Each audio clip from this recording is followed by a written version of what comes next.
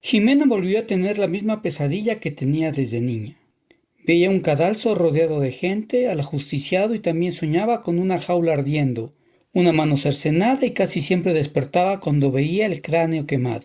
Otras veces soñaba con un hombre sin cabeza. A veces también soñaba con la celda de una prisión muy antigua, o con una iglesia y la jaula, la mano y el cráneo.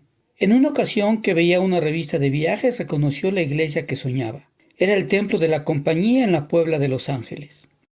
Entonces decidió ir a ese lugar con su amiga Lucía, quien se burlaba de ella cuando le contaba su pesadilla, pero que la quería como si fueran hermanas. Cuando llegaron a la Puebla de Los Ángeles, se hospedaron en el hotel donde se hospedó Francisco y Madero y que está en la plazuela del templo de la Compañía.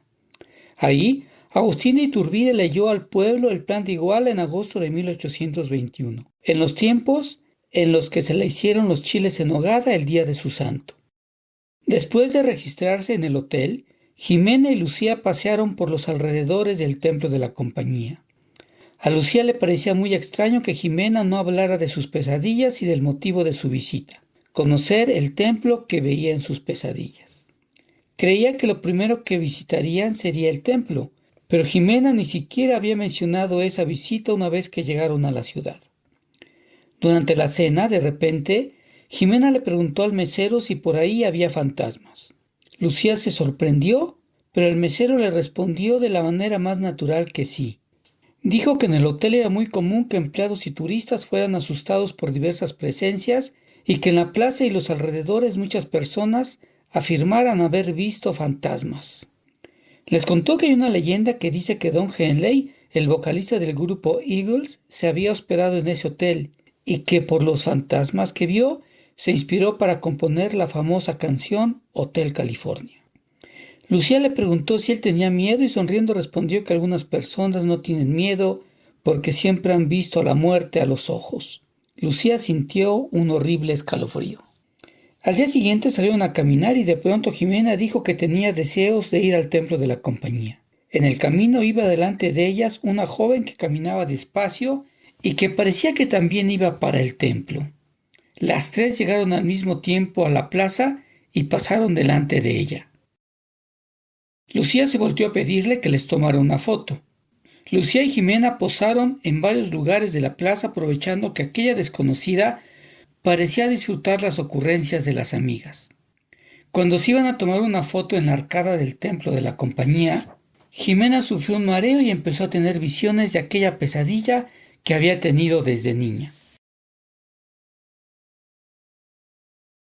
La joven se acercó y le dijo: «Jimena Delgado, ¿estás bien?». Jimena se sorprendió y le dijo que cómo sabía su apellido. La joven le dijo que se llamaba Mónica Freud y que sabía de las pesadillas que tenía y que la esperaba desde hacía mucho tiempo. Entraron al vestíbulo enrejado del templo y Mónica les contó que ahí había estado el cementerio de los jesuitas. Les dijo que a veces las penas, culpas y dolores de los antepasados perviven por generaciones. Le dijo a Jimena que el cráneo con el que soñaba había estado colgado en el arco principal de la fachada del templo en 1684 y perteneció a un ancestro de Mónica, que fue arrestado por un ancestro de Jimena, el visitador don Frutos Delgado. Les contó que en 1683 más de 100 bucaneros atacaron el puerto de Veracruz y en ese momento llegó un representante del rey de España, el visitador don Antonio de Benavides, marqués de San Vicente. Por su forma misteriosa de actuar y por negarse a mostrar sus documentos, se le apodó el Tapado. El virrey Tomás de la Cerda y Aragón sospechó que era un farsante y envió al oidor don Frutos Paredes, ancestro de Jimena, a arrestarlo en la ciudad de la Puebla de Los Ángeles y llevarlo a México.